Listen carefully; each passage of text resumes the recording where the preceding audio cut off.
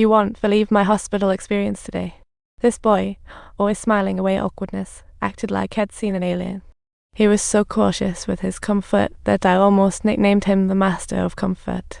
Nothing's wrong now, but it feels like everything that happened tonight was a bizarre dream. I kept trying to heal myself, then collided with a wall, and the pain reminded me that this was definitely not a dream, but something I created myself. My mom truly thinks I'm not just some saucer. But the physical pain is nothing compared to the emotional stuff, and suddenly I get my mom's nagging about marriage. Turns out she's also anxious about the no one holding the umbrella situation. After a good cry, I drifted off, and in that half-asleep state, I suddenly felt this warm weight, only to look up and meet the doctor's eyes. His voice was as soft as a cat purring, gently suggesting I rest a bit.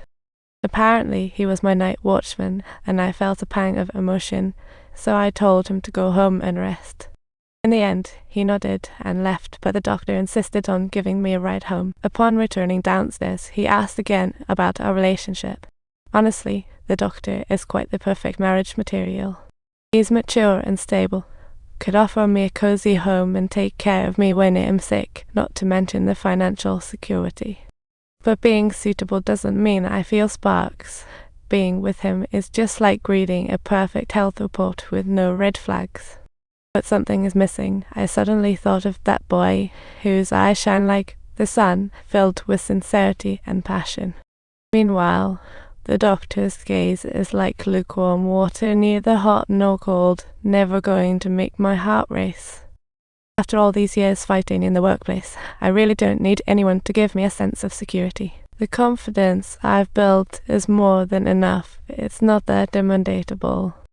It's just that I don't want to settle, especially if there's no excitement at all. So to me, marriage would be like signing a long-term contract. Where's the fun in that? I'll wait for the right one. Waiting for someone I'd happily say, I do. A few days later, the company sent just me and that boy on a business trip for a little bonding time. I'm still young, just getting started with my career, but guess what? Weather delays my flight. That night, they booked us a room at a hotel. Talk about luck. They had only one room left, so we had to share, and my heart was drumming like I was on stage. But sense kicked in quickly. I'm 10 years older than him and technically his boss. If this somehow leaked, I'd be the star of the company gossip column. I feigned calmness, holding my clothes, and dashed to the bathroom. Trying to calm my racing heart, we ended up chatting a lot that night. We talked about her college days and my workplace dramas, sharing stories I had never told anyone before, all in this spontaneous night. Until we hit on love, which, if you don't believe, I really only got serious 4 times. As for casual ones, well, there were plenty, no wild stories here. You've pretty much kissed every girl growing up, right? Why does that sound like a criminal confession?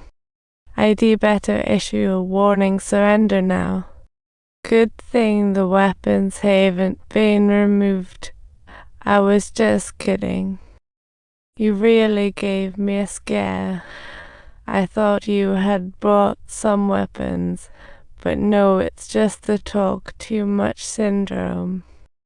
By the end, we knew each other better. Late into the night, he drifted off, and my mind was wandering somewhere else entirely.